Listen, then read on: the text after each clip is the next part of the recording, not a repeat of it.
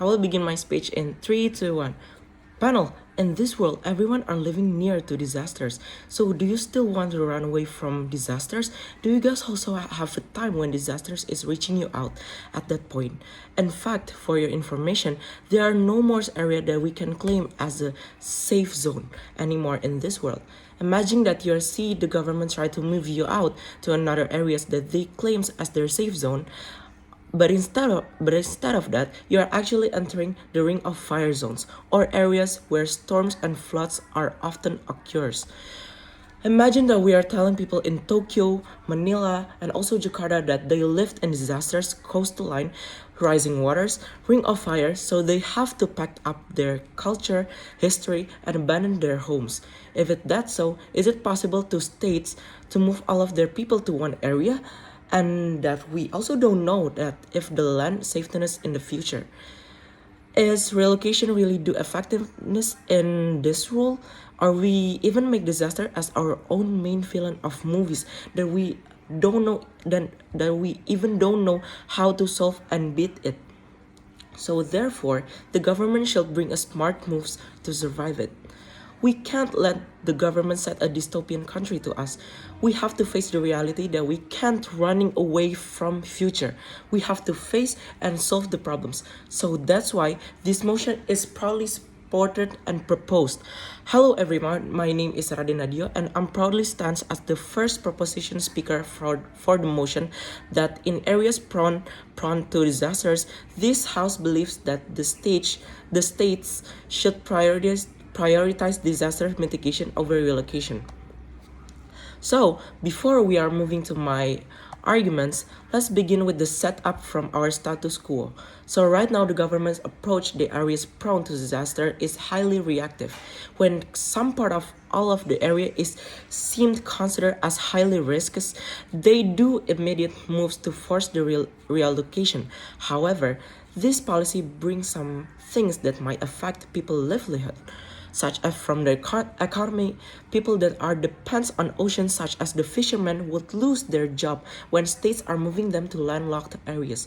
From exorbitant fiscal burdens, it drains the state budget on land acquisitions and rebuilding entire infrastructures from scratch, which often leads to abandoned, half-baked projects. And if we are using our logical, there are no 100% areas that are considered as a safe zone. So whether we've been moved out to landlocked country, it's still possible to earthquake happens. Or if we've been moved out to archipelagic state, it's still possible if we're having this tsunami with us. Our goal is so simple that we can create and upgrade our livelihood by facing and solving the disasters in the area. So we can use the disadvantage become advantage. So before we are moving to the mechanisms, do you guys know that some news or a new news that Indonesia will build a massive giant seawalls in Indramayu first?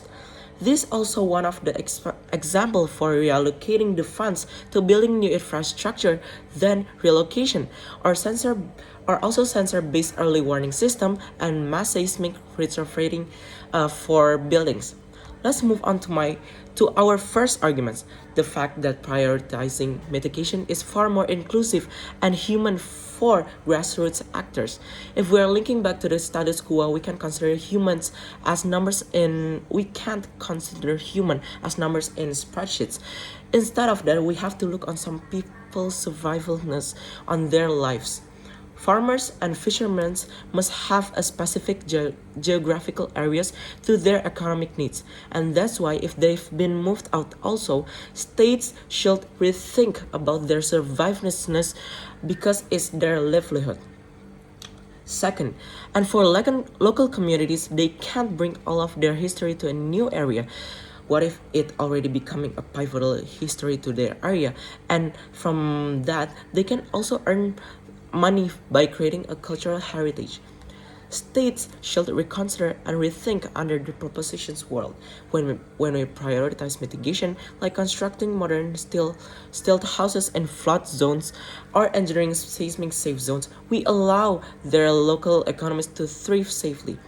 This movement is less precise to people who need their livelihood based on their specific geography. And for the second argument, why is mitigation is more friendly for the future, effective, and also cost efficient? Let's be real here, panel. By having some new infrastructure, we can also have a new employment. Relocation is built on the myth of a safe haven. If you move a coastal community inland to escape a tsunami, you are often placing them directly in the path of history, wildfires, severe droughts, or flash floods. Risk in the 21st century has become decentralized. There is no magical disaster-free zone left. And for the third argument, panel is about political accountability and preventing the systemic risk of state-sanctioned land grabbing and corruption. Let's be real here, panel, please, and look at how governments actually operate in a status quo framework. The process of mass relocation requires two massive logistical steps. The state must declare an existing area uninhabitable and then acquire massive amounts of new land elsewhere. This creates a dangerous breeding ground for two major structural harms. The first one is the risk of corruption. Relocation involves billions of dollars in land procurement, construction contracts for new cities, and relocation tenders. Historically, there is where government funds get heavily corrupted, leading to substandard, unsafe new homes that collapse during the next major crisis. Second, the weaponization of disaster or land grabbing.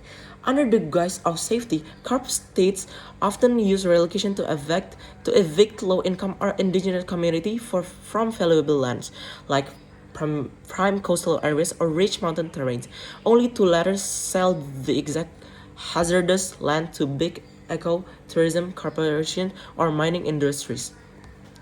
Let's look at this in systematic framework. When you prioritize mitigation, the state's job is transparent.